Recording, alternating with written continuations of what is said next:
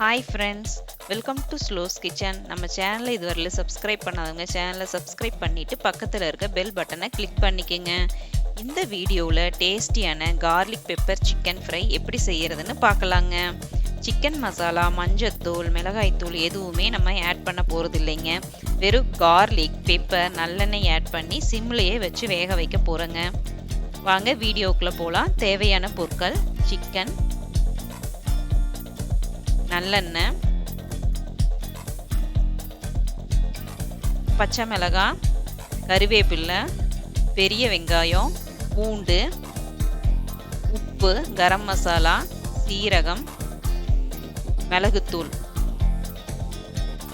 பொடியாக நறுக்குன கொத்தமல்லி இலை. அடுப்பை பற்ற வச்சுட்டுங்க, வாணலி அடுப்பில் வச்சுட்டு நல்லெண்ணெய் ஊற்றிக்கலாங்க. 2 ஸ்பூன். எண்ணெய் காஞ்சதுக்கப்புறம் சீரகம் 1 ஸ்பூன் ஆட் பண்ணிக்கலாம். சீரகம் பொரிஞ்சதுக்கப்புறம் பொடியாக நறுக்கின பெரிய வெங்காயம் 1, பச்சை மிளகாய் 1, பூண்டு 10ங்க பொடியாக நறுக்கினது, கருவேப்பிலை இதெல்லாம் ஆட் பண்ணி நல்லா வதக்கிக்கலாங்க. சீக்கிரம் வதங்குறதுக்காக கொஞ்சம் உப்பு ஆட் பண்ணிக்கலாங்க. அடுப்பு சிம்மில் வச்சுட்டே தாங்க பண்ணணும். இப்போ பாருங்க, வெங்காயம் நல்லா வதங்கிடுச்சு. இப்போ வந்துட்டு நம்ம கழுவி வச்சிருக்கிற சிக்கன் வந்துட்டு ஆட் பண்ணிக்கலாங்க. நான் 1/2 kg எடுத்திருக்கேன். நீங்கள் எப்பவுமே கடையிலேருந்து வாங்கிட்டு வந்து நல்லா வாஷ் பண்ணிவிட்டு அப்புறம் செய்யுங்க. இதை நல்லா கலரி விடுங்க. நீங்கள் தண்ணி எதுவும் இதெல்லாம் ஆட் பண்ண வேண்டியது இல்லைங்க. கரம் மசாலா ஆட் பண்ணிக்கோங்க 1 ஸ்பூன். உப்பு தேவையான அளவு ஆட் பண்ணிவிட்டு நீங்கள் மூடி போட்டு க்ளோஸ் பண்ணி வச்சிடுங்க. சிக்கனே உங்களுக்கு தண்ணி விட்டு வருங்க.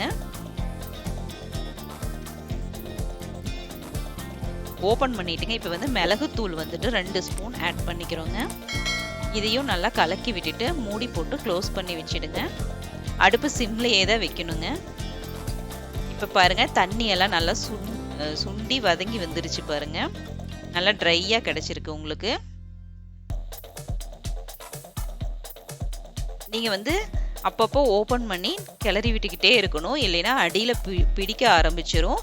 25 நிமிஷம் நம்ம மூடி போட்டு நல்லா வேக வைக்கிறோங்க.